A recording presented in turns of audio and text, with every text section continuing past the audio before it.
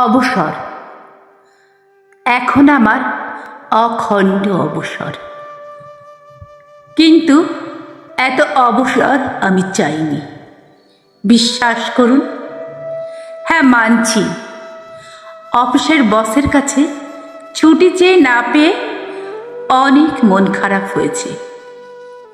মনে মনে বসের মুণ্ডুপাত করতেও ছাড়িনি।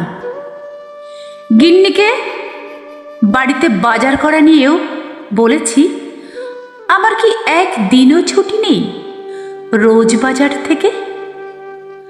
আর আজ দেখুন, প্রাতঃভ্রমণ ফেরত বাজার করাটাই আমার এই অবসর জীবনের সবচেয়ে গুরুত্বপূর্ণ কাজ।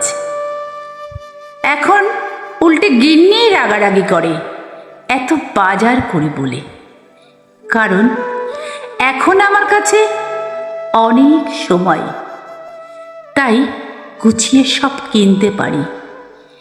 বাকি সময়টা তো দোতলার ব্যালকনির বারান্দায় বসেই কেটে যায়। কখনো বা বারান্দার শখ করে করা একচিলতে বাগানের একটু পরিচর্যা করি। মাঝে মাঝে যে অল্প স্বল্প সান্ধ্য ভ্রমণও করি, তাও ওই অবসরের আলসেমিকে কাটানোর জন্য। জানেন, এক সময় অবসরের জন্য হাঁপিয়ে উঠতাম, আর এখন কি কাজ করব তাই ভেবে হাঁপাই।